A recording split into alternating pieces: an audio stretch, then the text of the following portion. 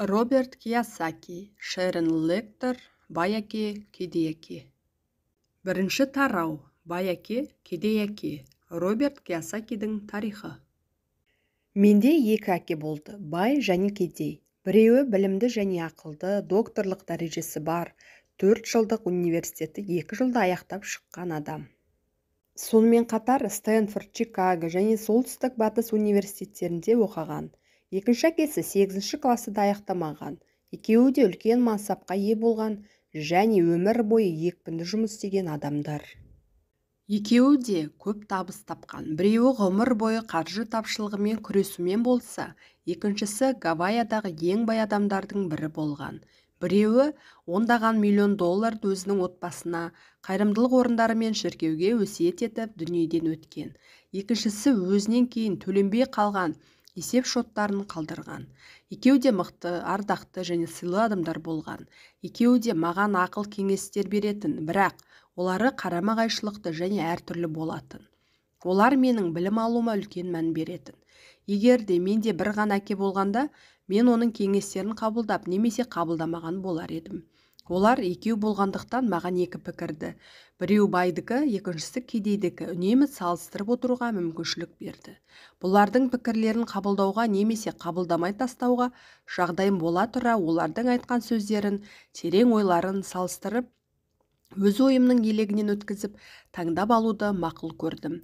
Дегенмен, бұл жағдайдың бір қиыншылығы, бай әкем әлі де болса бай үлгерген жоқ еді, ал кедей әкем кедей болып үлгербеді. Екеуінің де мансаптары жақында ғана басталған еді. Екеуі де өз отбастарын қамтамасыз етулері қажет еді. Бірақ ақша туралы олардың көзқарастары тым әртүрлі болатын. Мысалы, біріншісі, ақшаға құнығу барлық жаман істің түп тамыры десе, екіншісі, барлық жаман істің түп тамыры ақшаның жоқтығы дейтін. Менің бала кезімде осындай беделді екі әкенің ықпалымен өмір сүру қиынға соқты. Мен жақсы әрі тіл алғыш бала болғым келді, бірақ олар маған қарама-қайшы пікірлер айтумен болды. Әсіресе ақша жөніндегі көзқарастарының ерекшелігі маған үлкен ой салатын, осының бәрін зерттеп түсінуге итермелейтін. Сөйтіп, олардың айтқан сөздері жөнінде көп ойлана бастайтын болдым. Менің біраз уақытым ойлануға, әсіресе ол неге бұлай дейді дегенге кететін. Біреуінің айтқан пікірін екіншісіне сұрақ етіп қоятынмын. Әрине маған, оныкі дұрыс, мен мұнымен келісемін немесе шал айтқан өзі білмейді деп қоя салуға болатын еді. Алайда менде екі жақсы көретін әкелер болғандықтан көп ойланып, ең аяғында өз пікірімді қабылдауға келіп соқтыратын. Ақырында біреудің пікірін жай тыңдап, қабылдап немесе одан бас тартқанша өзінше ойланып, шешім қабылдаудың артықшылығына көзім жетті. Байлардың одан сайын баю түсуі, кедейдің одан әрі кедейленуі, ал орта класс өкілдерінің қарыздан шықпаулығы себептерінің бірі ол адамдардың ақшаның не екенін мектепте білмей, үйде білушілігі.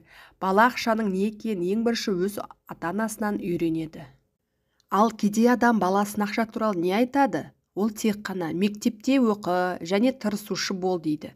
Мүмкін бала мектепті жоғары бағалармен аяқтар, бәрібір онда қаржы туралы кедейдің ой пікірі қалыптасады. Себебі оған ол бала кезінен үйренген. Мектеп ақша жөнінде оқытпайды. Мұғалімдер ғылыми және кәсіби біліктіліктерін арттыруға тырысып, қаржы туралы ойласпайды. Міне, сондықтан да банкерлер, дәрігерлер мен бухгалтерлер мектепте жақсы оқығандарына қарамастан өмір бойы қаржы тапшылығын сезінумен болады. Біздің мемлекетіміздің көп қарыздары бар. Мұның басты себебі жоғары білімді саясаткерлер мен үкімет шенеуніктерінің қаржы жөнінде білімдерінің мардымсыз және шала болулары салдарынан олар қаржы мәселелері туралы көбіне сауатсыз шешімдер қабылдаушылықтары болып табылады. Мен алдағы және 1000 жылдықта материалдық және дәрігерлік көмекті қажет ететін миллиондаған адамдармен не болар екен деп ойлаймын. Сөз жоқ, олар өз отбасыларына немесе үкіметке тәуелді болады. Ал дәрігерлік және зейнетақы қорларында ақша бітсе не болады? Халық сонда қалай күн көреді? Егер де балабақша дегеннің не екенін көпшілігі кедей, не болмаса түбінде сонда кедей болатын ата-аналарынан ғана үйренсе. Менде маған ықпал ететін екі әке болғандықтан мен ол екеуінен де үйрендім. Олардың берген кеңестерін, бөліскен ой пікірлерін жиі ой елегінен өткізіп, ақырында ойдың адам өміріне қандай және қалай ықпал ететініне көзім жетті. Менің кедей әкем ондайды өзіме жасауға менде жағдай жоқ деп жиі айтса, екіншісі мұндай сөздерді айтуға тіптен тыйым салатын. Ол мұндай жағдайды өзіме қайткенде қалай жасай аламын деп ойлану керек екендігін нығыздап айтатын. Бірінші пікір – тұжырым, ал екінші сұрақ. Біріншісі көнушілік, екіншісі ойлау. Тез байыған әкемнің түсіндіру бойынша, мұндайларды өзіме жасауға жағдайым жоқ деп айтқан сәттен бастап-ақ адамның миы автоматты түрде ағытылып, қайтып оған оралмайды дейтін. Оның бұлай түсіндіруі әрине барлық дүниені тегіс сатып алушылық дегені емес еді.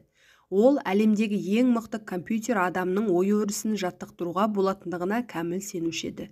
Мен өзіме мұндай жағдайда жасай алмаймын деушілік дәрменсіздік, ойдың жалқаулығы деп есептейтін.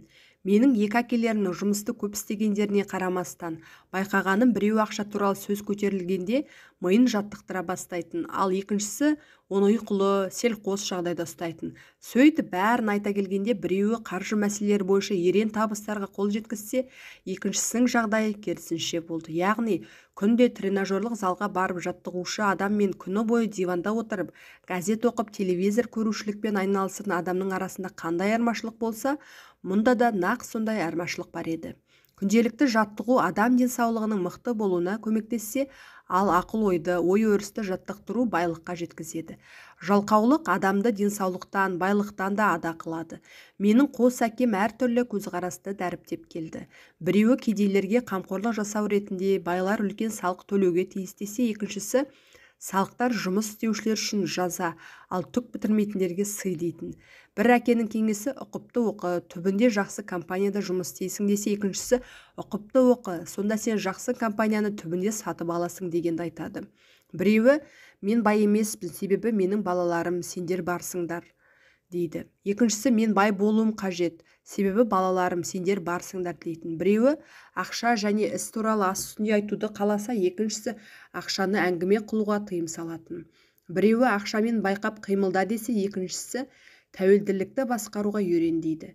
Біреуі біздің үйіміз біздің ең үлкен капитал жұмсауымыз деп есептесе, екіншісі егер үй капитал жұмсау болса, онда адамда айтарлықтай ақша проблемалары туындайды дейді.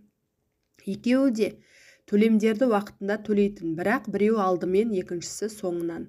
Біреуі өзі қартайған шағында компания немесе мемлекет қамқорлыққа алады деп есептейтін. Ол әрқашан жалақының өсуіне, зейнетақы қорларына, дәрігерлік жеңілдіктерге, ауруға байланысты төлемдерге, демалысқа және сондай тағы басқа үнемі көңіл бөліп отыратын. Оған екі ағайынның 20 жылдан астам армияда қызмет етіп, ғұмыр бойы тағайындалған жеңілдіктер мен отставкаға шыққандары қатты әсер ететін. Армияның отставкадағы зейнеткерлеріне дәрігерлік жеңілдіктер берілуі және олар үшін арзан бағалы дүкендердің болуы оған өте ұнайтын. Өзінің университеттегі үлкен лауазымды жұмысын мақтан тұтатын. Кей уақытта оған намыстың өзінен гөрі өмірлік жұмысқа арналасу мен жеңілдіктер артық көрінетін. Мен мемлекетке аянбай бар күшімен қызмет еттім. Мұндай жеңілдіктерді алуыма қақым бар деп жиі айтатын. Екіншісі толық қаржылық тәуелсіздікке сенетін. Жеңілдіктер менталитетіне қарсы болатын. Олар адамдарды әлсіз әрі кедей қылады. Адамға қаржылық биліктілік қажет деп тұжырымдайтын ол. Бір әкем үлкен күшпен 10 шақты долларды әзер жинайтын. Екіншісі өз ақшасын әртүрлі салымдылыққа салатын. Біріншісі мені жақсы жұмыс табу үшін әсерлі резюме пікір жазуға үйрететін. Екіншісі маған басқаларды да жұмыспен қамтамасыз ету мақсатында ойластырылған қаржы және бизнес жоспарларын қалай жасау керектігін көрсететін. Сөйтіп, екеуінің де ықпалы маған адам өміріне ойлану тәсілінің қалай әсер ететіндігін көріп білуге мүмкіндік беретін. Мен шындығында адам ойының өмірді қалай қалыптастыратындығын байқадым. Мысалы, менің кедей әкем мен еш уақытта бай болмаймын дейтін.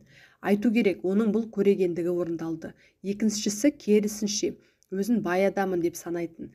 Тіпті ол үлкен қаржылық сәтсіздіктің салдарынан түбегейлі банкроттыққа ұшыраса да, өзін баймын деп атайтын. Мұнысын былай деп түсіндіретін. Кедейлік пен банкроттықтың арасында үлкен айырмашылық бар. Екіншісі уақытша жағдай, ал біріншісі мәңгілік. Сонымен қатар, менің кедей әкем мені ақша қызықтырмайды, немесе әңгіме ақшада емес дегендерді жиі айтатын. Ал бай әкем ақша ол билік деп кесіп айтатын. Расында адам ой қимылының қандай күші бар екен кім есептеп көрген? Дегенмен, Ойланудың маңыздылығын мен бала кезімнен аңғарғанмын. Менің пайымдауымша, кедей әкемнің кедейлігі ақшаны аз тапқандығынан емес, оның себебі ол солай ойлап, солай қимыл жасайтын. Менде екі әке болғандықтан мен бала кезімнен екі ақыл кеңестің қайсысын өзіме таңдап алуды жан-жақты салыстырып ойластыратынмын. Қайсысын тыңдауым қажет, бай әкені ме әлде кедейін бе? Екеуі де оқып білім алуға үлкен мән беретін, бірақ нені оқу керек, оқудың қай түрі маңыздырақ? Бұлар туралы олардың пікірлері үйлеспейтін. Біреуі мен жақсы оқып жоғары білім алып үлкен жалақы алу үшін жақсы жұмыс тауып алуымды қалайтын. Ол менің адвокат, бухгалтер немесе менеджер болғанымды жақсы көретін. Екіншісі қалай бай болуға, ақшаның қалай жұмыс істейтіндігін білуге, қайткенде оны өз пайдаңа жұмыс атқаруға мәжбүр етуді білуді, оқып үйренуге кеңес беретін. Мен ақша үшін жұмыс істемеймін, ақша мен үшін жұмыс істейді деп жиі қайталайтын. Ақырында мен 9 жасымда бай әкеден ақшаның не екенін білуге бел шештім. Кедей әкемнің ғылыми атақ дәрежелеріне қарамастан, оның ақыл кеңестерінен гөрі бай әкенің ой пікірлерін қалауды ұйғардым. Маған Роберт Фросттың берген сабағы. Роберт Фрост менің сүйікті ақыным. Маған оның көп өлеңдері ұнайтын, ал мынау солардың ішіндегі басқа жол атты өлеңі ең сүйіктісі. Бұл өлең күн сайын неменеге үйретеді, мен соны пайдаланам. Бұл өлең туралы көп ойландым. Үлкен білімді әкемнің пікірін қабылдамау өте қиынға соқты. Дегенмен бұл шешім өз өмірімнің айқындаушы бағыты болды. Осыдан кейін менің қаржы туралы оқуым басталды. Бай әке мен 30 жасқа толғанға дейін 30 жыл бойы оқытты. Ол бұл оқуды менің көбіне көп басыма кіре бермейтін қағидаларды күнделікті нұқып түсіндірудің арқасында оны игеріп шыққаным әбден көзі жеткеннен кейін ғана тоқтатты. Ақша биліктің бір түрі. Алайда бұдан да күшті ол қаржылық білім. Ақша келеді және кетеді. Ақшаның қалай жұмыс атқаратынын білсеңіз, онда оларды басқара аласыз. Бұл байлыққа жетудің алғашқы жолы. Жалғыз оң көзқарастық жеткіліксіз. Адамдардың көпшілігі мектептен ақша туралы ешқандай білім алып шықпай, ғұмыр бойы ақша үшін жұмыс істейді. Менің қаржы туралы оқуым басталғанда мен 10 жаста ғана едім. Сондықтан бай әкемнің сабақтары жай қарапайым ғана болатын. Негізінде менің 30 жыл оқығанымды 6 сабақ ретінде жазып шығуға болады. Бұл кітапта маған кезінде бай әкенің берген сабақтары қарапайым түрде баяндалған. Мұнда сұраққа жауап берушілік жоқ. Тек қана негізгі принциптері, жалпы нұсқаулар берілген. Олар әрине біздің мынандай мазасыз және құбылмалы өмірімізде қандай өзгерістер болса да сіздің балаларыңызға бай болуларына көмектеседі. Бірінші сабақ. Байлар ақша үшін жұмыс істейді. Екінші сабақ. Қаржы туралы білім неге қажет? Үшінші сабақ. Өз ісіңізді бастаңыз. Төртінші сабақ. Салықтар қалай пайда болды және корпорациялардың артықшылықтары неде? Бесінші сабақ. Байлар ақшаны оймен табады. Алтыншы сабақ. Ақша үшін емес, тәжірибе үшін жұмыс істеңіз. Екінші тарау. Бірінші сабақ. Байлар ақша үшін жұмыс істемейді. Папа, айтшы, қалай бай болуға болады? Әкем оқып отырған кешкі газетін ысырып қойды. Балам, сен неге бай болғың келеді? Себебі бүгін Джиммидің мамасы өзінің жаңа Кадиллак машинасымен келіп, өзінің отбасын демалыс күндерінде теңіз жағасындағы үйге алып кетті. Джимми өзімен бірге 3 досын қоса ала кетті, ал Майкл екеумізді шақырған жоқ. Бізге айтқандары сендер кедей болғандықтарыңнан алмаймыз деді. Шын ба, деді әкем сеніңкірмей. Иә, рас, дедім мен өкпелі түрмен. Әкем үндемей басын шайқап, көзілдірігін дұрыстап қайта киіп газет оқуын жалғастырды. Ал мен ол не айтар екен деп күтуде болдым. 1956 жыл. Мен 9 жастамын. Болғаны солай, байлардың балаларымен бір мектепке баратымын. Біздің қалашығымыздың бұрынғы қант плантациясының орнына салынған. Плантация басшысы басқа да ықпалды тұлғалар, дәрігерлер, бизнесмендер мен банкерлер алғашқы 6 жылға өз балаларын осы мектепке беретін. Содан кейін оларды жеке меншікті мектепке ауыстыратын. Біз сол мектеп жағындағы көшеде тұрғандықтан мен осы мектепке баратын. Егер де біз басқа көшеде тұрғанда сөз жоқ. Тұрмыс жағдайлары бізбен қатар отбасыларының балалары оқитын мектебіне жіберген болатын еді. 6 класстан кейін мен және мен сияқтылар мемлекеттік мектепке оқуымызды жалғастырдық. Біз үшін жеке меншік мектеп жоқ еді. Бір кезде әкем газет оқуын тоқтатты. Оның ойланып отырғаны көрінді. Балам, деді ол ақырын бастап, егер сен бай болғың келсе, онда саған ақша табуға үйренуің керек. Ақшаны қалай табады деп сұрадым мен. Өзің ойлан деп жымиып мұнысы.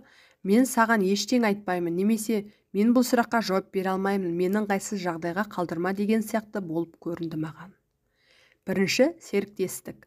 Келесі күні әкеммен болған әңгімені ең жақсы досым Майкке айттым. Майк екеуміз де осы мектепте оқитын кедей отбасыларынан едік. Ол да мен сияқты тағдырдың қызық қалтарыстарына байланысты осы мектепке оқуға келген еді. Біреудің мектеп шекарасын біз тұратын көше арқылы өткізуіне байланысты байлардың балаларына арналған мектепке бардық. Шындығында біздер соншалықты кедей де емес едік, бірақ бізге солай көрінетін. Себебі бізден басқа балалардың барлығында жаңа бейсбол қолғаптары, жаңа велосипедтері, барлығы жаңа болатын. Әкем мен шешем бізге қажеттінің бәрін берді. Ас, киім, үйіміз болды, бірақ одан артық ештеңе жоқ. Менің әкем, егер саған бірдеңе қажет болса, оның сен еңбекпен табуың керек дейтін. Бізге көп нәрселер қажет еді. Алайда 9 жасар балаға көп жұмысты кім береді? Біз ақшаны қалай істейміз деп сұрады Майк. Мен білмеймін дедім. Ал сен маған серік болғың келе ме? Ол келісімін берді. Сөйтіп ол сенбінің таңында маған тұңғыш бизнес серіктес пайда болды. Біз таңертеңнен бері ақшаны қалай жасау керектігі жөнінде жоспар құрумен болдық. Кей уақытта біз теңіз жағалауында тұратын Джимми сияқты байларды еске алдық. Бізге бұл біршама өкінішті еді, бірақ осы өкініш бізді баю жолына ынталандырушы күш болды. Бір кезеңде бізге түстен кейін бір ой келді. Бұл пікірді Майк бір ғылыми көпшілік кітаптан оқыған екен. Біз бір-бірімізге үлкен үміттілікпен қарастық. Сөйтіп біздің серіктестігімізде өз ісіміз пайда болды. Содан кейін біз бірнеше апта бойынша көрші көлемдерді, үйлерді аралап, босап қалған тіс тазартқыш пасталардың тюбиктерін бізге берулерін өтіндік. Алдымен бұған үлкен адамдар таң қалып, содан кейін күлімсіреп келісімдерін берді. Кейбіреулері біз не істемекшіміз деп білгілері келді. Оларға оны біз сіздерге айта алмаймыз, бұл коммерциялық құпия дедік. Бір кезде шешем мазасыздана бастады. Себебі біз жинаған заттарымызды қоюға, оның кір жуатын машинасының тұрған жерін қалап алып едік. Әртүрлі қажетсіз заттар салынған қағаз жәшіктің жанында біздің жинаған тюбиктеріміз күннен күнге көбейе бастады. Бір күні шешемнің шыдамы таусылды. Оны күнде өздері лас әрі майысқан тюбиктерді көру тойдырғанын білем. Бізден осы сендер не істеп жүрсіңдер деп сұрады. Маған қайдағы бір коммерциялық құпия дегенді қойыңдар. Бәрін тез шығарыңдар, әйтпесе мен барлығын лақтырып тастаймын деді. Біз Майк екеуміз жалынып, жақында ойымызды іске асыру мақсатында әлде болса жеткілікті материалдарды жинап алу үшін уақыт керек деп түсіндік. Шешем бізді аяп тағы да бір аптаға рұқсат етті. Осылай ісімізді тездетіп бастауға сыртқы жағдайлар түрткі болды. Өйткені жұмыс атқарушы серіктестік ретінде қойма жөнінде менің шешемнің тарапынан алғашқы ескерту алдық. Енді Майкке көршілерді тездетіп паста тюбиктерін босатуды, ол үшін тістерін жиі тазартуды өтіну міндеттеді. Мен өндіріс орнын жинақтауға кірістім. Бір күн әкем бір досымен үйге келіп, аулада бар ынтасымен жұмыспен айналысып жатқан 9 жасар екі баланы көреді. Маңайымыздың бәрі ақ ұнтақтармен қоқыстанған еді. Ұзын үстелдің үстінде пайдаланудан кейін мектептен алып келген бос сүт пакеттерін, жанда грилде алаулап тұрған қызыл шоқтарды көрді. Әкем баяу қимылдап бізге жақын келді. Машинасын есік алдында тастауға тура келді. Себебі гаражға қоюға біздің өндірісіміз жол бермеп еді. Ол досымен жақынырақ келіп, шоқ үстіндегі қазандықта тіс тазартқыш тюбиктердің балқып беріп жатқанын көрді. Ол кезеңде паста тюбиктері пластмассадан емес, жезден жасалатын. Олардың баяуын отпен өшіріп, қазандыққа салып балқытып ертіп, содан кейін оны сүт пакеттеріне арнайы тесік арқылы құя бастадық. Картонды жәшікте гипс бар болатын. Сумен араластырылған сол ұнтақ маңайымызды аппақ қылған еді. Мен абайсызда қапшықты құлатып алғанмын. Сондықтан маңайымызда ақ боран соққандай еді. Гипстен біз құю қалпын жасадық. Әкем біздің балқыған жезді гипсте жасалған қалыпқа қалай құятындығымызды бақылап тұрған. Ақырын байқа деді. Мен үндемей басымды изедім. Бір уақытта жұмысымызды аяқтап, қазандықты орнына қойып, әкеме қарап жымидым. Балалар, сендер не істеп жатырсыңдар деп сұрады ол күлімсіреп. Біз сенің айтқаныңды жасап жатырмыз, біз бай болғымыз келеді дедім мен. Солай деді Майк те басын изеп. Біз серіктеспіз. Ал мына гипсті қалыптарда не бар деді ол қызықтап. Абайла дедім мен, жақсы партия болуға тиіс. Содан кейін кішкентай балға мен қалыптың екі жымдасқан жерінен ұрып, жоғарғы бөлігін босаттым. Қалыптан жез тиын түсті. О, Құдай деді әкем, сендер жезден ақша жасап жатырсыңдар ма деді таңданып. Дәл өзі деді Майк мақтанышпен. біз сіздің айтқаныңызды істеп жатырмыз. Біз ақша жасаудамыз. Әкемнің досы теріс айналып, шек сілесі қатып күлді. Әкем жымиып басын шайқады. Ол жанып тұрған грилді, тюбиктермен толы қағаз жәшікті, үсті бастар ақ ұнтаққа былғанған, өз істеріне мәз, біз екеумізді кезімен шолып кетті. Әкем бізге істеп жатқан жұмысымызды тоқтатып, өзімен бірге есік алдына келіп отыруымызды сұрады. Ол бізге жалған ақша жасаушылардың кім екенін байыппен түсіндірді. Біздің арманымыздың тас-талқаны шықты. Сіз мұны заңсыздық дегеңіз келе ме, деді Майк даусы дірілдеп. Ойнай берсін, деді әкемнің досы. Мүмкін бұл олардың табиғи қабілеттіліктері болар. Әкем оған ренішпен қарады. Бұл заңсыздық, деді ол ақырын. Дегенмен, сендер өз ойларыңды көрсете білдіңдер. Ерекше ізденістер мен жан-жақты ойлану қабілеттіліктеріңді көрсеттіңдер, деді. Ойлануды осылай жалғастыра беріңдер. Мен шындығында сендерді мақтан тұтам. Біз Майк екеуміз ренішті түрде 20 минуттай үнсіз отырдық та, сонан кейін заттарымызды жинастыра бастадық. Сөйтіп, біздің өндірісіміз ашылған күні жабылды. Қоқыстарды жинастыра жүріп, мен Майкке қарап, Джимми және оның достарынікі шындық, біз кедейміз, дедім. Бұл уақытта менің әкем кетіп бара жатқан. Балалар, деді ол, егер де сендер тез берілсеңдер, онда кедей боласыңдар. Ең негізгісі, сендер бірдеңе істедіңдер. Көп адамдар бай болғысы келетіндіктерін армандап айтумен ғана болады. Ал сендер бұл үшін бірдеңе істедіңдер. Мен қайталап айтамын, мен сендерді мақтан тұтам. Тоқтамаңдар, күресті жалғастырыңдар. Біз Майк екеуміз үнсіз тұрдық. Мұны есту бізге қуанышты еді. Сонымен бізге не істеу керек? Ал папа, сен неге бай емессің, деп сұрадым мен. Мен мұғалім болуды ойлағанмын. Мұғалімдер баю туралы ойламайды. Бізге оқыту ғана ұнайды. Мен сендерге көмектескім келеді. Бірақ шындығында ақшаны қалай жасау керек екенін білмеймін. Біз алаңды жинастыруды әрі қарай жалғастырдық. Балалар, егер сендер бай болғыларың келсе, менен сұрамаңдар. Майктың әкесіне барыңдар, деді сөзін жалғастырып. Менің әкем ме, деді Майк таңданып. Сенің әкеңе, деп жауап берді менің әкем күлімсіреп. Екеуміздің банкеріміз бір адам. Ол сенің әкең туралы ең жоғарғы пікірде. Сенің әкең ақша жасаудың жолдарын тамаша біледі, деп айтқанын бірнеше рет естідім. Ол менің әкем бе, деді Майк сенімсіздікпен. Ал олай болса, онда біз бай адамдардың мектептегі балалары секілді тамаша машина немесе неге үлкен үй жоқ? Жаңа машина және үлкен үй қайткенде де сенің бай және ақшаны қалай табу керектігін білетіндігің белгісі емес, деп жауап берді әкем. Джиммидің әкесі қант плантациясында жұмыс істейді. Оның менен айырмашылығы шамалы. Ол компанияға жұмыс істесе, мен мемлекетке қызмет етем. Компания оған машина сатып алып берді. Бұл компанияның қазіргі кезеңде қаржылық проблемалары бар. Енді жақында Джиммидің әкесінде ештеңе болмайды. Ал Майк, сенің әкең ондай емес. Ол меніңше өз империясын құруда. Бірнеше жылдардан кейін ең бай адам болады. Бұл сөздер Майк екеумізді қайта қызықтыра түсті. Біз қосылып жасаған шаруамыздың қалдықтарын тездетіп жинастырып, Майктың әкесімен қашан және қай кезде кездесіп сөйлесуіміз туралы ақылдастық. Оның қиындығы, ол кісі көп жұмыс істейтін, үйіне өте кеш оралатын. Ол кісіге көптеген қоймалар, құрылыс компаниясы, бірнеше дүкендер және 3 ресторан қарайтын. Осы ресторандар үшін ол жұмыста түнге дейін болатын. Ауланы жиыстырып болғаннан кейін Майк автобусқа мініп үйіне кетті. Сол күні кешке әкесімен бізге қалай бай болуды үйрете ме әлде жоқ па, соны сөйлесіп білуге асығып еді. Өте кеш болса да, Майк әңгімеден кейін маған телефон соғуға уәде етті. Кешкі 8:30-да телефон соғылды. Тамаша, дедім мен, келесі сенбіде, деп телефонды орнына қойдым. Майктың әкесі бізбен кездесіп әңгімелесуге уәде қылды. Міне, сенбі күні таңғы 7:30-да мен автобусға мініп, қаланың кедейлер тұратын бөлігіне тарттым. Сабақтар басталуда. Мен сағатына 10 центкен төлейтінмін. 1956 жылдың бағытымен салыстырғанда өзінде төленетін ақшаның көлемі күлкілі еді. Біз Майк екеуміз оның әкесімен таңертеңгі 8-де кездестік. Осы кезде де оның қолы бос емес еді. Жұмысқа кіріскеніне 1 сағаттай болған екен. Мен өзі қарапайым әрі кішкентай, бірақ таза үйге таянғанымда оның жанынан құрылыс бастығы мінген машина орнынан қозғалып бара жатты. Майк мені есік алдынан күтіп алды. Әкем телефон арқылы сөйлесіп жатыр. Бізге үй сыртындағы басқышта күте тұруымызды айтты, деді ол, маған есікті ашып жатып. Мен табалдырықтан аттап, бұл ескі үйдің сықырлауық еденіне аяқ бастым. Кіре берісте арзан бағалы төсеніш жатты. Өзі таза, бірақ жаңа емес. Ескі жұмсақ жиһаздарға толы бөлмеге ендім. Диванда менің шешемнен біршама үлкенірек екі әйел отырды.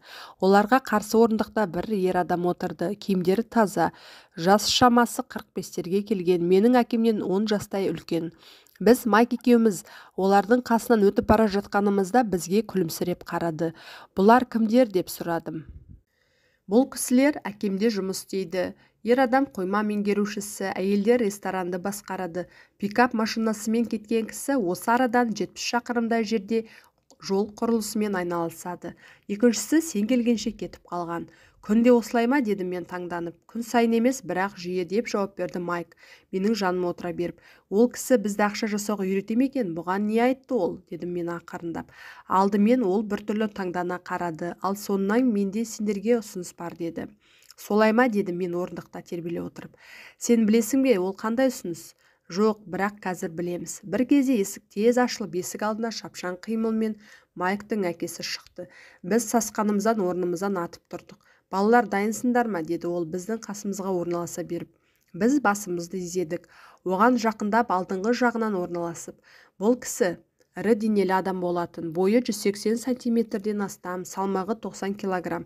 Менің әкем одан биіктеу, салмақтары бірдей, бірақ Майктың әкесінен 5 жас үлкен. Олар әр ұлт өкілдерінен болса да бір-біріне кішкене ұқсас еді. Мүмкін ұқсастықтары, жігерліктері болар. Майк айтып еді, сендер ақша тапқыларың келетін көрінеді. Солай ма, Роберт? Мен басымды изедім, қорқынышты сезіммен. Оның кішіпейіл сөзі мен күлкісінің артында үлкен күштің барлығы сезініп тұрды. Онда менде мынандай ұсыныс бар. Сендерді оқытамын, бірақ мектептегідей емес, басқаша. Ол үшін маған жұмыс істеулерің қажет. Жұмыс барысында мен сендерді тез үйретем. Ал егер мектептегідей тек қана отырып қана тыңдаймыз ғой деп ойласаңдар, онда мен уақытымды текке жоғалтам. Менің ұсынысым, көнсеңдер келісімдеріңді беріңдер, көнбесеңдер қойыңдар. Алдымен сұрауға бола ма, деп бастап келе жатыр ем. Жоқ. Көнсеңдер көніңдер, көнбесеңдер өздерің біліңдер. Менде жұмыс өте көп. Босқа уақыт өткізе алмаймын. Егер сендер тез шешім қабылдай алмасаңдар, еш уақытта ақша жасай алмайсыңдар. Мүмкіндіктер пайда болады және жоғалады. Егер сендер шапшаң шешім қабылдайтын болсаңдар, бұл тамаша. Міне, сендердің іздегендеріңнің мүмкіндігі енді туды. Сабақ басталды, немесе 10 секундтен кейін аяқтала, деді Майктың әкесі жымиып. Мен келісемін, дедім мен. Мен де, деді Майк. Жақсы, деп жауап берді Майктың әкесі. Мұнда 10 минуттан кейін Мартин апай келеді. Мен ол кісімен сөйлескеннен кейін сол кісімен бірге менің өз-өзіне қызмет жасайтын дүкеніме барып жұмысқа кірісесіңдер. Мен сендерге сағатына 10 центтен төлеймін. Әрбір сенбі сайын 3 сағаттан жұмыс істейсіңдер. Менде бүгін бейсболдан кездесу бар еді, деді мен ышқынып. Көнсеңдер көніңдер, көнбесеңдер кетіңдер, деді ол қатқыл дауыспен. Келісемін, деді мен біржола бейсбол ойынын қойып, жұмыс істеуге және оқуға шешім қабылдап. 30 центтен кейін. Сол сенбі күнгі 9-дан бастап Мартин апайдың қарамағында жұмысқа кірістік. Бұл кісі сондай қайырымды және шыдамды еледі. Ол бізге ылғи, Майк екеуміз оның ержетіп кеткен екі ұлдарына ұқсайтындығымыз айтушы еді. Рас, өзінің қарапайымдылығына қарамастан, ол бізге көп жұмыс істеуіміз қажет деп есептейтін. Әрі оны әрқашан бізге тауып беретін. Біз 3 сағат бойы сөрелердегі консерві банкілерін алып, көк қанатымен шаңдардан тазартып, мұқияттылықпен қайтадан орындарына қоюымыз керек. Бұл бір қалыпты әрі өте іш пыстыртатын жұмыс еді. Өзімнің бай әкем деп атайтын Майктың әкесінде үлкен автотұрақтары және тағы осына 9 өз-өздеріне қызмет жасайтын кішігірім дүкендері бар. Осы жерден алыс тұрмайтын кісілер сүт, нан, май және темекі сатып алуға мүмкіншіліктері бар еді. Өкінішке орай, ол уақытта Гавайяда ауаны алмастыру кондиционерлері болмайтын. Күннің ыстығынан дүкендердің есіктері жабылмайтын. Соның салдарынан автотұраққа келетін машиналардың көп жүрісінен олардың іші шаң тозаңға толы болатын. 3 апта бойы 3 сағаттан Мартин апайға келіп жұмыс істедік. Түске қарай біздің жұмысымыз аяқталатын. Ол кісі бізге 3 тиындық ақша беретін. 1956 жылы 9 жасар баланың өзіне 30 цент көп ақша болып есептелмейтін. Ол уақытта комикстер, күлдіргі әңгімелер мен суреттер кітабы құны 10 центтен кем болмайтын. Тапқан табысымды осы кітаптарға жұмсап үйіме кететінмін. 4-ші аптаның сәрсенбісінде мен барлығын тастауға даяр едім. Майктың әкесінен ақшаны қалай жасау керектігін үйренуге жұмысқа кіріп едім. Енді сағатына 10 цент үшін құлға айналдым. Оның есесіне бірінші кездесуден соң Майктың әкесін көргенім жоқ. Мен кетемін, деді Майкке түскі үзіліс кезінде. Мектептегі түскі ас өте нашар еді. Оқу іш пыстырды. Оның сыртында мен сүйікті сенбі күннен айырылдым. Әсіресе мені назаландырған осы 30 цент болды. Майк күлді. Неге күлесің, деді мен ашуланып. Әкем айтып еді, осылай болады деп, сен кетуге даяр болғанда кездесуге келсін деді. Не, деді мен назалы түрде. Сонда ол осының бәрі мені мінез қылғаны күткен бе? Жалпы солай, иә, деп жауап берді Майк. Менің әкем басқа кісілерден емес, ол сенің әкең сияқты оқытпайды. Сенің әке-шешең көп сөйлейді, ал менің әкем үндемейді, немесе аз сөйлеуді қалайды.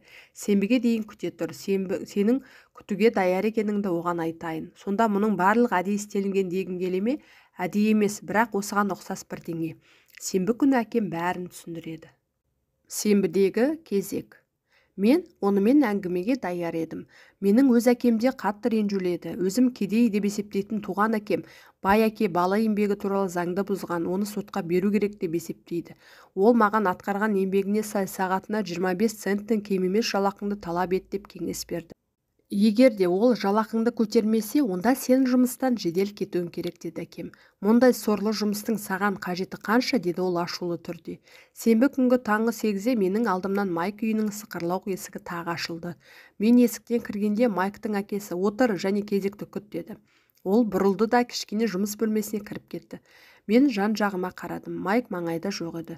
Мен ақырын ғана осыдан 4 аптадан бұрын кездескен екі әйелдің жанына отырдым. Олар күлімсіреп орындарынан қозғалып маған орын босатты. 45 минут уақыт өтті. Мен мазасыздана бастадым. Ол екі әйелді қабылдап жібергеннен бері тағы жарты сағат өтті. Олардан кейін тағы бір қартаңдау адам келді. 20 минуттай болып ол да кетті. Үй бос қалды. Гавайяның осында бір тамаша күнде өзі сараң әрі балалар еңбегін қанаушының қапа бөлмесінде қабылдауын күтіп отырдым. Мен оның кабинетіне қалай жүргенін, телефонмен сөйлескенін бәрін естіп отырдым. Алайда мен есіне алар емес. Мен тұрып кетуге даяр едім. Дегенмен әлі де болса орнымда отырдым. Бір уақыттан тағы да 15 минут өткеннен кейін тура сағат 9-да кабинетінен үндемей шығып маған қолмен ишарат етті. Менің байқағаным, сен егер жалақыны көтермесе жұмысты тастайсың ғой, деді бай әкем айналмалы орындығының үстінде ырғала отырып. Сіз шарттағы өз келісіміңізді орындамадыңыз ғой, деп айтып салдым мен жыларман болып. 9 жасар балаға үлкен адаммен айтысу шындығында өте қиын. Егер де мен сізге жұмыс істесем, мен оқытамын деп айтып едіңіз ғой. Мен сізге жұмыс істедім, мен көп жұмыс атқардым. Сізге жұмыс істеу үшін бейсболдан бас тарттым. Сіз мені ештеңеге де үйреткен жоқсыз. Сіз алдаушысыз. Қалада барлығына да сізді солай айтады. Тек сіз ғана ақшаны ойлайсыз, ал сізге жұмыс істеп жүргендер туралы ойламайсыз. Мені көп күтуге мәжбүр еттіңіз және мені сыйламайсыз. Мен кішкентай баламын, бірақ маған дұрыс қарауға құқығым бар. Жаман емес, деп жауап берді ол. Бір айға жетпей менің көп жұмыскерлерім сияқты сөйлесуге үйреніп қалыпсың. Не, деді мен таңданып. Мен оның не айтқанын түсінбей, одан әрі шағымдануымды жалғастыра бердім. Сіз шарттағы өз уәдеңізді орындап оқытады ғой деп ойладым. Соның есесіне енді мені қинағыңыз келді ме? Бұл қатыгездік. Дегенмен, мен сені оқытудамын ғой, деді бай әкем баяу үнмен. Неменеге сіз үйреттіңіз? Ештеңеге, дедім назаланып. Мен сізге тегін дерлік жұмыс істеуге келіскеннен бері сіз менімен бір ретте сөйлескен жоқсыз. Сағатына 10 цент. Маған сіз туралы тиісті орынға хабарлауым керек еді. Айтпақшы, біздің елде бала еңбегі туралы заң бар. Сондай-ақ мен әкем мемлекетке қызмет етеді. Охо, деп үн қатты бай әкем. Енді сен менің бұрынғы көп жұмыскерлерім сияқты сөйлейтін болдың. Оларды мен жұмыстан босаттым, немесе өздері кетті. Иә, енді сіз не айтқыңыз келеді маған, деп жалғастырдым мен. Мен кішкентай балаға артықтау өте батырланып кеттім. Сіз мені алдадыңыз. Мен сізге жұмыс істедім. Сіз сөзіңізде тұрмадыңыз. Сіз мені түкке үйреткен жоқсыз. Ал сен ешнәрсеге оқытпағанымды қайдан білдің, деді бай әке. Шімірікпестен қызықтай қарап. Сіз менімен бірде-бір рет сөйлескен жоқсыз. Мен 3 апта жұмыс істедім, ал сіз ештеңеге үйреткен жоқсыз, дедім мен бұртиып. Ал оқытқанда міндетті түрде сөйлеу немесе нотация оқу керек пе, деп сұрады бай әке. Әрине, дедім мен. Осылай сені тек қана мектепте оқытады, деп жауап берді ол күлімсіреп. Бірақ өмір олай оқытпайды. Мен айтар едім, өмір ең жақсы ұстаз. Өмір сенімен еш уақытта сөйлеспейді. Ол сені тек қана соғады. Бірде-бір жағынан, бірде екінші жағынан. Әрбір соққы ол өмір. Оян, мен сенің бірдеңеңді түсінгеніңді қалаймын, дейді өмір. Бұл не айтып отыр, деп сұрадым өзімнен өзім үндемей. Сонда өмір мені соққылағанда мен онымен сөйлесем бе? Енді мен жұмысты тастау керектігіне кәміл сендім. Менімен сөйлесіп отырған адамды Есуастар ауруханасына жіберу керек. Егер сен өмірден оқысаң, оның оқытқанын үйренсең, онда сенде барлығы жақсы болады. Оған үйренбесең, ол сені соққылауын жалғастыра береді. Адамдар жайшылықта екеуінің біреуін іздейді. Өмір соққыларына мойын ұсынып, көндігеді немесе ызаланып және қарсылық білдіре бастайды. Бірақ өкінішке орай, олар бастыққа, жұмысқа, еліне немесе еріне қарсыласады. Олар соққылаушы осындай нақтылы тұлғалар емес, өмірдің өзі екенін түсінбейді. Мен түкке түсінбедім. Өмір бізді соққылайды, кейбіреулері беріледі, басқалары күреседі, ал енді біреулері берілген сабақты игеріп, одан әрі қозғалады. Ондайлар өмір соққыларына қуанады. Олар үшін мұндай жағдайлар жаңа бірдеңеге үйрену болып табылады. Қорытынды жасап ілгері жүреді, көпшілігі жай беріле салады. Ал сен сияқтылар күреседі. Бай әке орнынан тұрып, әлдеқашан жөндеуді қажет еткен сықырлауық терезені жапты. Егер сен осы сабақты игерсең, сауатты, бай және бақытты жігіт боласың. Егер бұлай болмаса, сен ғұмыр бойы өз басында қиыншылықтарды жұмыстан, жалақыдан немесе бастықтан көріп кінәлайсың. Сен өмір бойы ақша тапшылығын, оны бір ғажайып нәрсе шешіп беретіндей сенімде жүресің. Бай әке, сен тыңдап отырсың ба дегендей маған қарады. Көздеріміз бір-бірімен кезікті. Біз бір-бірімізге қарап не ойлап отырғанымызды көздерімізден аңғардық. Оның айтқан ең соңғы сөзін түсініп, мен көзімді басқа жаққа бұрдым. Мен түсіндім, оныкі шындық еді. Мен оны айыпқа бұйырдым. Расында мен оқытқанды қалап едім. Мен күрестім. Бай әке әрі қарай жалғастырып, сонымен егер де сенде мықты тегеурін болмаса, өмір қысымын бастағанда сен әрқашан беріле бастайсың. Сен осындай адам болсаң, ғұмыр бойы ереже бойынша өмір сүресің, бәрін дұрыс істейсің, дүниеде болмайтын бір жағдайларды күтіп өзіңді сақтайсың. Содан кейін дәрменсіз шал болып өмірден өтесің. Сенде көп достар болады. Олар сен тамаша және іскер жігіт болғаның үшін жақсы көреді. Сен өмір бойы ережелер бойынша және қалыптасқан түрде қимыл жасайсың. Алайда, нақтылығында сен өмір соққыларына үнемі мойынсұнумен ғана боласың. Іште тәуекелге басуға қорқасың. Рас, сен жеңгің келеді, бірақ жеңіліп қалу қорқынышы жеңіс қуанышыңнан басым болады. Мұндай шешімге келе алмағаныңды сенің жан дүниеңнің ең түкпірінде жатқан сезімді тек қана өзің білесің. Сен тәуекелге баспайтын қимыл жасауға бейім боласың. Біздің көздеріміз тағы кездесті. Менің түсінгенімді ол көргенше 10 секундта бір-бірімізге қарап отырдық. Онда сіз мені өмір сияқты соққыладыңыз ба, деп мен сұрадым. Кейбіреулер солай айтқан болар еді, деді бай әке күліп. Мен саған өмірдің не екенін көрсеттім деп айтуыма болады. Бұл қалай, дедім мен әлі бас болса ашулы түрде, бірақ қызығушылықпен. Балалар, сендер менен ақшаны қалай жасауға болады деп сұраған ең бір адамсыңдар. Маған 150-ден астам адам жұмыс істейді, бірақ олардың бірде-біреуі еш уақытта менен ақша жөнінде не білетінімді сұрап көрген емес. Оларға менен тек қана чек керек, ақша жөнінде білім емес. Сондықтан олардың көпшілігі өмірлерінің ең жақсы кезеңдерінде ақша үшін жұмыс істеп, кімге және неменеге жұмыс істеп жүргендеріне түсінбей өтеді. Мен оны үлкен ілтипатпен тыңдадым. Маған Майк сендердің ақша жасауды үйренгілерің келетіндіктерің туралы айтқанда, мен нақтылы өмірге бейім, арнайы оқыту жүйесін ойластырдым. Мен сендерге көзім қарауытқанша айтқан болар едім, алайда сендер ештеңе ұқпаған болар едіңдер. Сондықтан өмір сендерге өз соққысын берсін деп естіп. Міне, сол себептен мен сендерге 10 центнен ғана төледім. Сонда мен барлығы сағатына 10 цент үшін жұмыс істегенімнен қандай сабақ алып қорытынды шығаруым керек еді, деп сұрадым мен. Сіз өзі сараң әрі балалар еңбегін қанаушы ретінде ме? Бай әке шалқалап тұрып, шек сілесі қатқанша күлді. Содан кейін ол тынышталып айтқаны. Дұрысы, саған көз қарасыңды өзгерту керек. Мені айыптай беруіңді тоқтат. Егер сен барлық проблема менде десең, онда мені өзгертуге тура келеді. Ал проблемалар өз басыңда екенін түсінсең, өзіңді өзің өзгертуге тиіссің.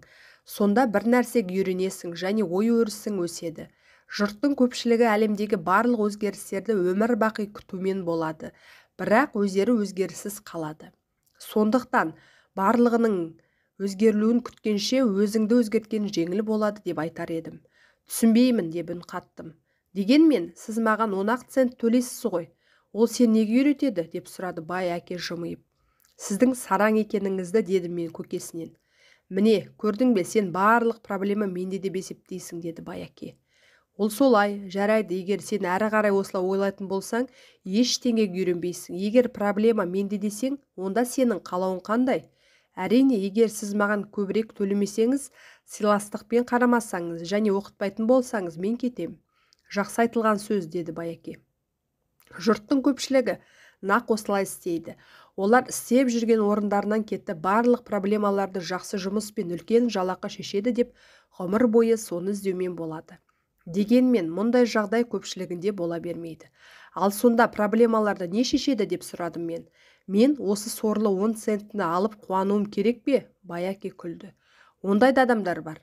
Олар өз отбасыларындағы ақша қиындықтарының болатынын біліп, амалсыздан чекті алады. Бұлай істейтіндері олар жалақының көтерілуін күтеді, сөйтіп барлық проблемалар шешіледі деп ойлайды. Көпшілігі осыған көнеді, кейбіреулері екінші жұмысқа барады. Онда да азғантай жалақыға ие болып чек алады. Мен төмен қараумен болдым. Байқаймын, Байакенің маған қандай сабақ бере бастағанын түсінгендеймін. Ол мені өмірде болатын нақтылы жағдайлармен таныстырып отырғанын сездім. Мен басымды көтеріп, өз сұрағымды қайталадым. Дегенмен проблемаларды не шешеді? Мынау, деді ол саусағымен менің басымды жеңіл нұқып. Сенің екі құлағының арасындағы зат. Нақ осы сәтте бұл кісінің өз жұмыскерлері және менің кедей әкемнен қандай айырмашылықтары бар екенін көрсететін ой-пікірлерімен, тұжырымдарымен менімен бөліскенін аңғардым. Осының нәтижесінде ол Гавайядағы ең бай адамдардың бірі болды. Ал менің жоғары білімді кедей әкем ғұмыр бойы ақша проблемаларымен күресуде болды.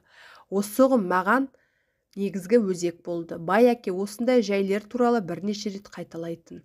Бұл менің бірінші сабағым еді. Кедейлер және орта класс өкілдері ақша үшін жұмыс істейді. Байлар ақшаны өздеріне жұмыс істеуге мәжбүр етеді.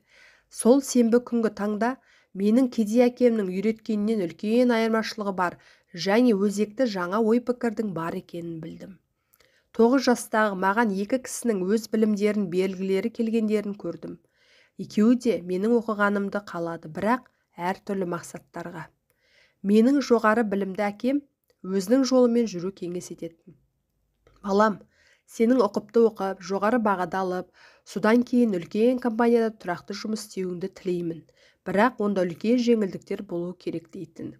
Менің Байакем, мен ақша принциптерін түсініп, оны өзіме қалай жұмыс етуге мәжбүр етушілікті біліп үйренуді қолдайтын. Бұл сабақты мен оның басшылығымен түсіндім, бірақ класс бөлмесінде емес. Байакем өзінің бірінші сабағын жалғастыра берді. Сенің сағатына 10 центіне бола жұмыс еткені үшін ызаланған мені қатты қуантады. Егер сен ренжімей, жай қуанышты түрде сол 10 центні үндемей ала салғанда, онда сен оқыталмаймын деп айтуға тура келетін еді. Нақтылы білім алу үшін жігер, құштарлық, күшті талпыныс керектігін түсіну маңызды. Ашу бұл формуланың үлкен бір бөлігі. Себебі құштарлық және ашу сүйіспеншіліктің тепе-теңдігі. Жұрттың көпшілігі ақша туралы сөз көтерілгенде босқа ұрынбауды қалайды, тәуекелділікке баспайды. Өйткені оларды талпынушылық емес, үрей билейді. Сол себептен олар аз төлейтін жұмысқа бара ма деп сұрадым мен. Иә, солай, деді Байаке. Кейбіреулері мені адамдарды қанаушы дейді. Оның себебі мен қант плантациясы немесе мемлекет төлеген көлемде жалақы бермеймін. Керісінше мен оларды өздерін-өздері қанаушы деп есептеймін. Бұл олардың қорқақтығы, менікі емес. Дегенмен оларға көбірек төлеуге болатындығын байқамайсыз ба деп мен сұрадым. Неге? Бәрібір көп ақша олардың проблемаларын шешпейді. Өз әкеңе қараш, ол көп табыс табады, бірақ есеп шоттарын уақытында жабуға үлгермейді. Көп кісілер үлкен ақша таба отырып, қарызға белшесінен батумен болады. Бәсе, сондықтан маған сағатына 10 центнен ғана төлеген екенсіз ғой деп мен күлдім. Сол сабақтың бір бөлігіме? Дұрыс, деді Байаке күлімсіреп. Түсінесің бе? Сенің әкең мектепте оқыды және тамаша білім алды.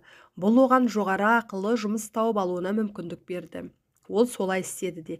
Алайда, онда қашанда ақша проблемалары бар. Себебі мектепте және университетте оны ақша жөнінде ештеңеге оқытқан жоқ. Оның сыртында ол ақша үшін жұмыс істеу керек деп есептейді. Сіз олай емес деп есептейсіз бе, дедім мен. Иә, есептеймін, деді Байаке. Егер сен ақша үшін жұмыс істегің келсе, онда сол мектепте қал. Олар оған тамаша оқытады. Ал егер де сен ақшаның өзің үшін жұмыс атқаруға мәжбүр етуді білгің келсе, мен оған сені үйретем. Ал бұған кез келген адам үйренгісі келмей ме деп мен таңдандым. Жоқ, деді Баяке, ақша үшін жұмыс істеу жеңіл, әсіресе ақша жөнінде әңгіме болғанда сен бірінші кезекте үрей билейді. Түсінбедім, деді мен қабағым түйіп. Әзір мұнымен басыңды ауыртпа. Есіңде болсын, жұрттың көпшілігі жұмыстарынан айырылып қалуға қорқады. Әр түрлі төлемдерді дер кезінде төлей алмаймыз деп қорқады. Жұмыстан шығарып жібереді деп сескенеді. Ақша жетіспеушілігі жүйкелеріне тиеді. Бір қолайсыз жағдай болып қалса, қайтадан бастау керек деп түңіледі. Бұл бір мамандық алып, ақша үшін жұмыс істеушіліктің, сол үшін олардың тарапынан төлем ақысының құны болады. Көп адамдар ақшаның құлына айналады. Сөйтіп, өз қожайындарына назалана бастайды. Ал ақшаны өз игілігіне жұмыс атқаруға мәжбүр етуге үйренушілік. Бұл түптен басқа ма деп сұрадым мен. Түбегейлі басқа, деп жауап берді Баяке. Түбегейлік біз үнсіз отырдық. Сыртта тамаша Гавайя сенбі күннің таңғы кезең еді. Менің достарым осы уақытта бейсболдан кіші лиганың ойын бастап еді. Бірақ мен бір себеппен сағатына 10 центтен ғана жұмыс істеуге келіскеніме енді қуанышты едім. Менің достарымның мектепте біле алмайтындықтарын біразын білуге үйренетінімді сезіндім. Оқуға даярсың ба, деді сұрады әке. Әлбетте, дедім мен сиқырланып. Мен өз сөзімде тұрдым. Мен сені алыстан бастап оқыта бастадым, деді Баяке. Сен 9 жасыңда ақша үшін жұмыс істеудің қалай екенін сезіндің. Енді осы соңғы айды 50 жылға көбейт. Сонда сен адамдардың көпшілігі ғұмыр бойы немен айналысатынын түсінесің. Түсінбеймін, дедім мен. Кезекте болып, мен шақырғанға дейін күтуде отырғанда өзіңді қалай сезіндің? Бірінші рет жұмысқа кіру үшін және екінші рет көп ақша сұрау үшін келгеніңде. Айтпаңыз, деді мен. Егер сен ақша үшін жұмыс істесең, сенің өміріңде көптеген адамдардікіндей болады, деді Баяке. Ал Мартин апай, саған 3 сағаттық жұмысың үшін 10 тиын бергенде сен қалай сезіндің? Маған бұл аз сияқты көрінді. Ол тіпті ештеңе емес еді, мен түңілген едім.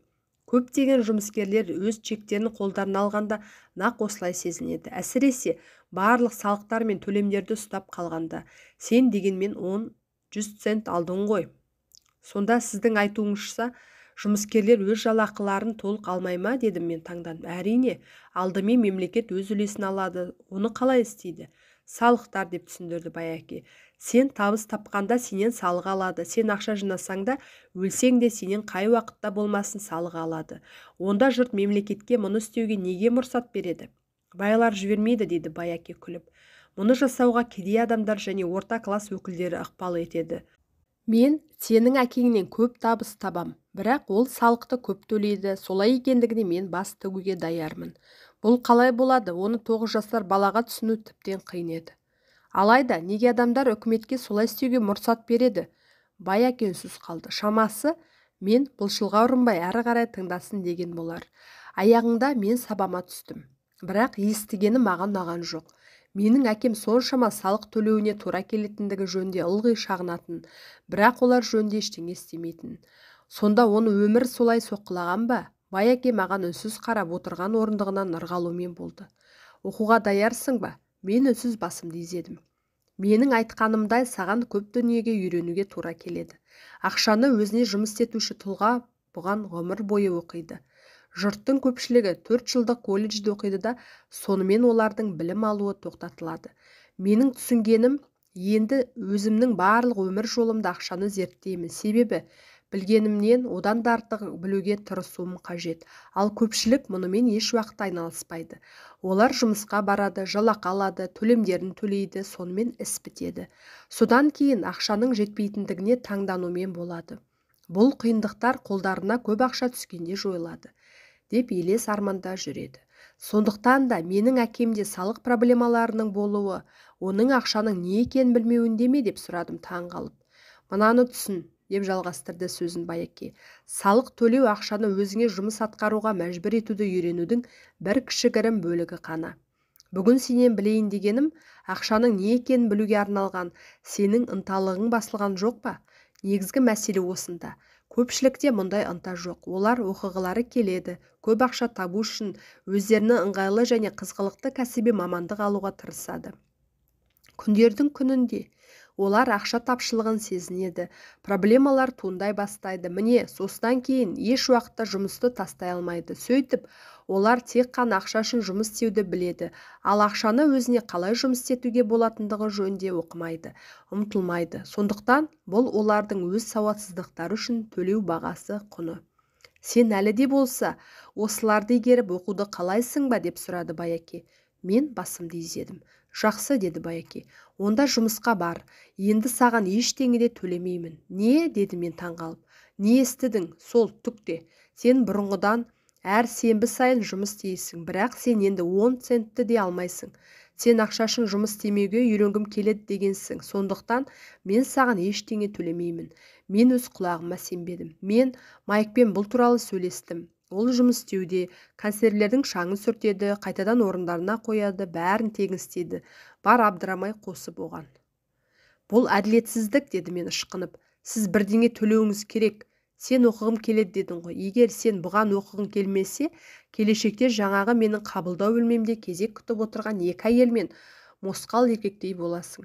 Олар ақша үшін жұмыс істейді, мен оларды жұмыстан босатпайды деп сенеді. Немесе өз әкеңдей боласың, көп ақша табасың, қарызға белшеңнен батасың, барлық проблемалар ақшам көп болғанда шешіледі деп армандаумен боласың. Егер де сен осыны қаласаң, онда алғашқы шартқа сағатына 10 центтен төлеуге оралайық. Немесе жұрттың көбі не істесе солай істе, аз төлейді деп арыздан, шағын, жұмыстан болса, жаңа жұмыс істеуді басты. Онда мен не істеуім керек? Байаке ақырын менің басымды нұқып, мынаны пайдалан, деді ол. Егер сен осыны пайдалануды үйренсең, жақын уақытта менің сабағым үшін рахметіңді айтасың. Сен өсесің және бай адам боласың. Менің тағы да алғандағы не сенерімді, не сенбесімді білмей, мықшиып тұрып қалдым. Мен жалақыны көбейтуді сұрағалы келгенімде енді тегін жұмыс істеуім керек. Байаке менің басымды нұқып, осыны пайдалан, бар жұмысыңды істе, деді. Мен өзімнің кедей әкеме енді маған түк те төленбейтін айтқаным жоқ. Ол оны түсінбегенде болар еді. Өзім түсінбегенде оған түсіндіруге мен ұмтылмадым. Біз Майк екеуміз тамаша 3 апта бойы әр сенбі сайын 3 сағаттан ақысыз жұмыс істедік. Жұмыс жеңіл еді, мен оған үйреніп те қалып едім. Өкініштісі сол, бейсбол ойындарына қатыса алмауым, комикстерден сатып ала алмаушылығым болды. 3-ші аптада түске қарай Байаке дүкенге келді. Сыртта машина моторынан сөндіріліп жатқан дыбысын естідік. Ол дүкенге кіріп Мартин апаймен жылы амандасты. Жұмыстың мән-жайын сұрап болғаннан кейін ол ақшасын төлеп, мұздатқыштан 2 балмұзда қалып, Майк екеумізді өзіне шақырды. Балалар, жүріңдер. Біз азырақ серуендеп қайтайық. Біз көшеден өтіп, жасыл алаңда бейсбол ойнап жатқан ересектердің қасына келдік. Жайғасып отырғаннан соң бізге балмұздақтарды беріп жатып сұраған. Иә, қалдарың қалай? Қалыпты, деді Майк. Мен басымды изедім. Жаңа бір нәрсеге үйрендіңдер ме? Майк екеуміз бір-бірімізге қарап, иықтарымызды қомдап жоқ дегендей басымызды шайқадық. Өмірдің ең қатерлі тұзақтарына қалай килікпеуге болады? Енді балалар, сендерге ойланатын уақыт келді. Сендердің алдарыңда өмірдің ең бір маңызды сабағы тұр. Егер де сендер осы сабақты игерсеңдер, онда бостандықта және тыныш өмір сүре аласыңдар. Егер алмасаңдар, онда Мартин апай және анау саябақта бейсбол ойнап жүргендердің көпшілігіндей боласыңдар. Олар жұмысты көп істейді, ақшаны аз табады. Тұрақты жұмыс сағымына кілесіп, жыл сайын берілетін 3 апталық демалысын шыдамсыздықпен күтуде болады. Ақырында 45 жыл жұмыстан кейін аз ғантай мөлшерлі зейнетақысы бар зейнетке шығады. Олар жақсы және еңбекқор адамдар. Сіз не оларға күлесіз бе деп жауап беруін сұрадым. Байаке күлді. Мартин апай маған шеше тәрізді. Мен ол кісіге қалай озбырлық жасай алам? Мүмкін бұл ашы шығатын шығар, бірақ мен барлық күшіммен сендерге өз тәжірибемді көрсетуге тырысудамын. Мен сендердің маңайда не болып жатқанын көріп білу үшін ой өрістеріңді кеңейткім келеді. Бұл жағдайларды жайшылықта жұрттың көбі көрмейді, аңғармайды, білмейді. Себебі олардың көру, білу қабілеттіліктері шектелген. Жұрттың көпшілігі құрылған тұзаққа қалай түсіп қалғандарын сезбейді де. Майк екеуміз оның айтқандарын түсінуге тырысып, үнсіз отырдық. Бұлар құлаққа жағымсыз еді, бірақ оның қайткенде де біздің өмірлік мәні бар бірдеңені білуімізді қалайтындығын көрдік. Байаке күліп былай деді. Ал сендерге 25 цент сағатына төлеу сендерше қалай тартымды баға ма? Бұдан сендердің жүрек қағыстарың жиіленбей ме? Мен басымды шайқап жоқ дедім. Дегенмен шынымды айтпап едім. Сағатына 25 цент мен үшін көп ақша болған еді. Жарайды, мен сендерге сағатына $1 төлеймін деп жалғастырды Байаке сиқырлы күлкімен. Енді менің жүрегім жиі соға бастады. Іштей келіс деп өзіме өзім айғайлаумен болдым. Мен өз құлағыма сенбедім, бірақ үнсіз тұрдым. Жарайды, $2 сағатына. Менің 9 жастағы баланың миы мен жүрегі жарылып кете жаздады. Қалайда, бұл 1956 жыл еді. Сағатына $2 жалақы мені әлемдегі ең бай бала қылар еді. Мұндай жалақы аламын деп еш уақытта ойлаған емеспін. Мен дегім келді, мен келіскім келді. Көз алдыма жаңа велосипед, жаңа бейсбол қолғабы, жаңа достарымның таңғалушылық бейнелері елестей бастады. Осыдан кейін Джимми және оның достары енді мені кедей деп айта алмайды. Дегенмен қасарысқан адам тәрізді әлі үнсіз тұрдым. Мүмкін менің миым қайнап кеткен шығар, сондықтан бірде-бір сөз айта алмадым. Алайда тереңде жатқан пікірім сағатына $2 келісім беру еді. Балмұздақ еріп болып қолымызға ағып, иісіне құмырсқалар қаптай бастады. Байаке осы сәтте көздерін бақырайып, бастарында ешқандай ой жоқ, өздерінен көздерінің алмай отырған екі бала қарады.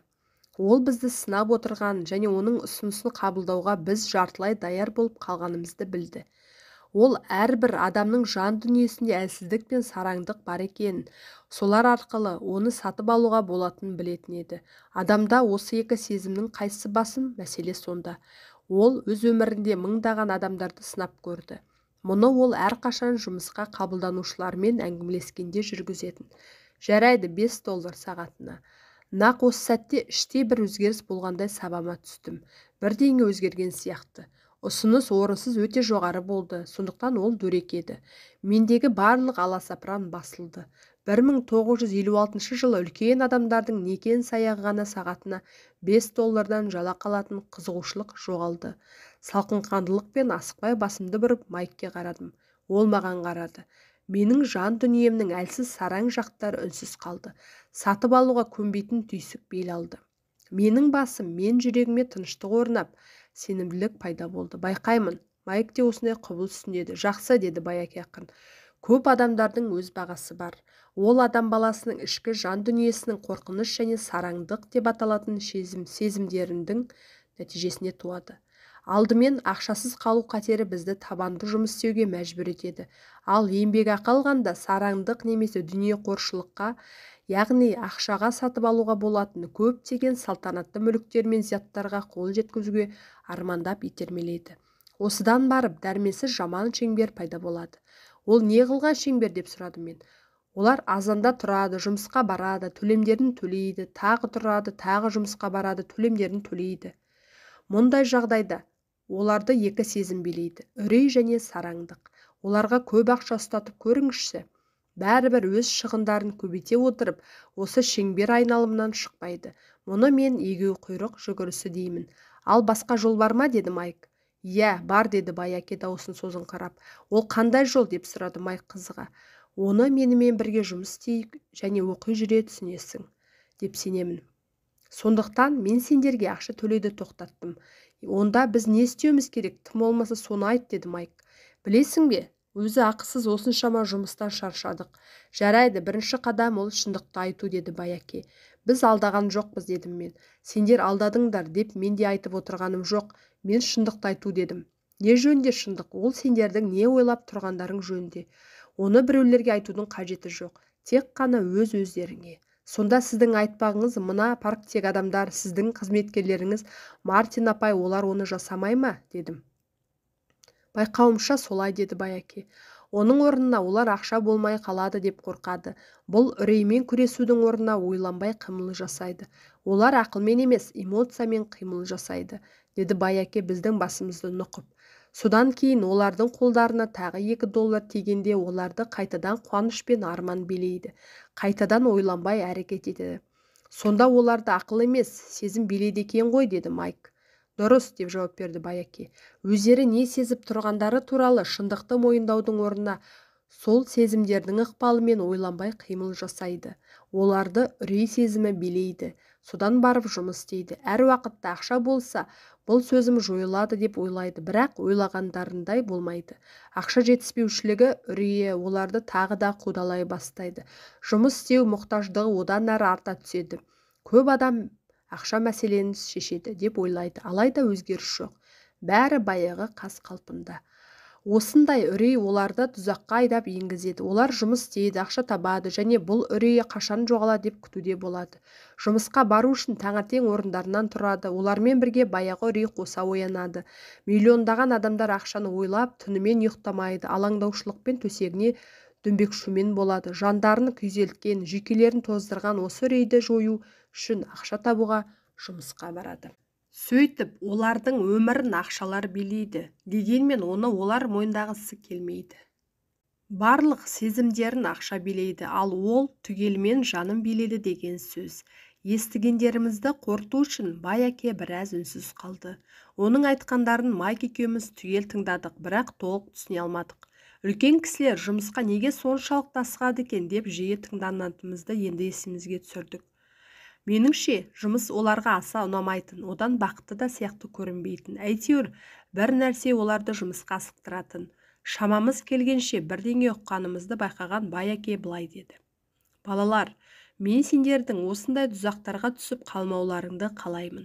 Менің сендерді нақтылай үйрететін дегенімнің осы өзі еді. Жай ғана бай атану үшін емес, себебі байлық құр өзі бұл проблемаларды толық шешпейді. Шешпейді, деді мен таңданып. Жоқ, шешпейді. Мен сендерге әлі екінші сөзім ынтызарлық туралы ештең айтқаным жоқ. Кейбіреулер мұны сараңдық дейді, бірақ маған ынтызарлық деген көп ұнайды. Адам өзіне жақсы, әсем, қызғылықты бірдеңені қалаушылық өмірдегі қалыпты жағдай. Осы қалауларын қанағаттандыру мақсатында адамдар ақша үшін жұмыс істейді. Оларды ақшаға сатып алып орындауға болады деп ойлайды. Алайда мұндай құмарлықтары қысқа мерзімді болып, қайтадан олардың орнына одан да үлкен жақсы тұрмыс құру, салтанатты үй болуы, жаңа машина, тағы сол сияқты үлкен сұраныстар пайда болады. Сөйтіп, әрі қарай жұмыс істеулерін жалғастыра береді. Күндердің күнінде көп ақша олардың жанын күйзелтіп жүрген үрей мен мұқтаждықты жояды деп сенеді. Алайда, ақша мұны істей алмайды. Сен бай адамдар жөнінде де айтып отырсың ба деп сұрады Майк. Иә, байлар жөнінде де, деп жауап берді Байәке. Дегенмен, көп бай адамдардың баюына ықпал еткен мұқтаждық емес, қорқыныш. Олар ақша кедейліктен құтқарады деп есептейді, сондықтан көп ақша жинайды, бірақ үрей одан сайын күшейе түседі.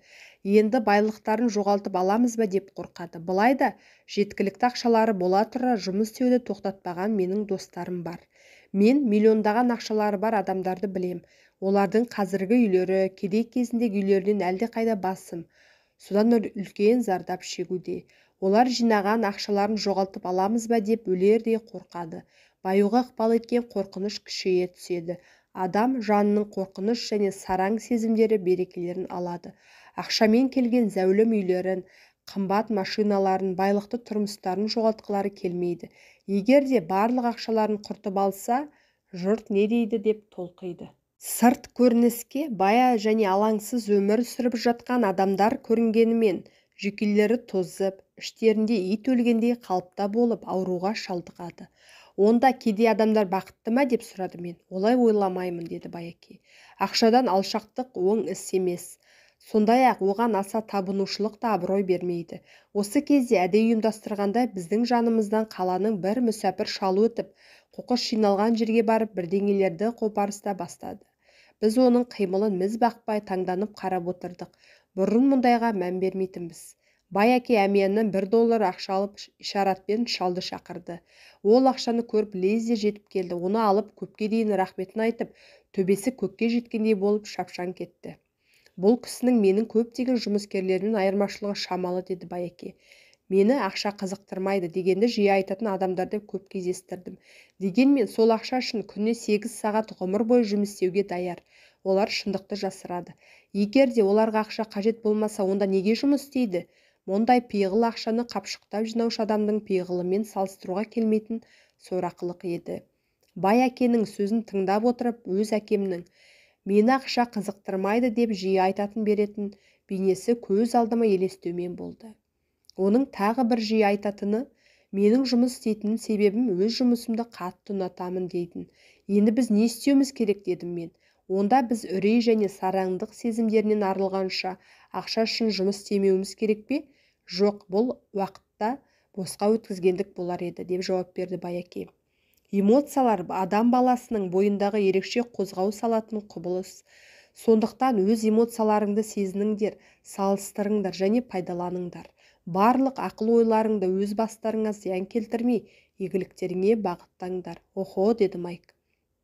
Менің бар айтқандарым сендерді әзір онша мазаландырмасын. Соңынан бұлар сендерге түсінікті болады. Өз эмоцияларыңды бақылаңдар. Асығыс қимыл жасауға асықпаңдар.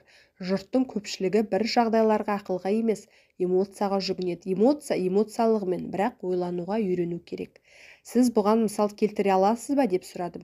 Әрине, мысал адам маған жұмыс тауып алу керек дегенде оны эмоция билеп тұрады. Мұнда эмоция, онда ақша болмау қалушылық үрейін туғызады. Дегенмен, шындығында адамдарға ақша қажет емес пе, мысалы уақытылы төлемдерін төлеуге, дедім мен. Әрине қажет, деп күлді Байаке. Менің айтып отырғаным жайшылықта осындай сезімдердің оларға үрей туғызатындығы туралы. Түсінбеймін, деді Майк ренішпен. Мысалы, деп бастады Байаке.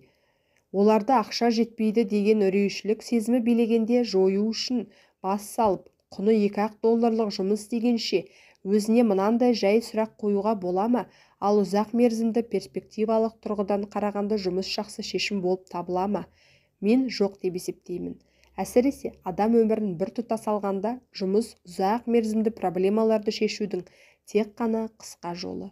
Бірақ менің әкем үнемі мектепте оқы, жақсы бағалар ал, түбінде тұрақты жұмысың табасың деуші едім мен міңгірлеп. Қалыпты жағдайдан шығып қалғандай сезініп. Иә, мен түсінемін, дедіп күлді Байаке. Мұндай кеңесті көп адамдардан естуге болады және ол көпшілігіне сәйкесті келеді. Дегенмен мұндай кеңес алдымен қорқыныш салдарынан беріледі. Онда менің әкем мұндай кеңесті қорыққаннан айта ма? Иә, деді Байаке. Ол сен табыс таба алмай қаласың ба, сөйтіп қоғамның бір белсенді мүшесі бола алмайсың ба деп қорқады. Мені дұрыс түсін, ол сені өте жақсы көреді және саған дүниедегі барлық жақсылықты тілейді. Менің ойымша, оның қорқушылығы құптарлық жағдай. Білім мен жұмыс маңызды. Алайда олар үрейді жеңуге көмектесе алмайды. Түсінесің бе? Оның саған мектепті бітіруді нағыздап айта беруге мәжбүр ететін, өзің таңертең ерте жұмысқа қуатын баяғы үрей сезімі. Ал сіз не кеңес бересіз? Мен сендерге ақша күшін қалай меңгеру керек, соған үйреткім келеді. Бұл дүлей күштен қалай қорықпауға болады, сол туралы. Мектепте бұған оқытпайды. Егер де сендер бұған үйренбесеңдер, онда ақшаның құлы боласыңдар. Енді менің басымда бірдеңе айқындала бастаған сияқты. Оның шындығында біз ақша проблемаларын кеңірек және толығырақ түсінуімізді қалайтын көрініп тұрды. Ол Мартин апай өз жұмыскерлерінің көпшілігінің сонымен қатар менің әкемнің де нені көрмейтіндіктерін, неменеге мән бермейтіндіктерін көрсеткісі келді. Ол бізге өте қатал амалдарды пайдаланды, бірақ мен оларды өмір бойы ұмытқаным жоқ. Сол күні менің білім деңгейім біраз өсті. Шындығында көптеген адамдардың алдарында қаншама жасырын тұзақтардың бар екенін түсіндім.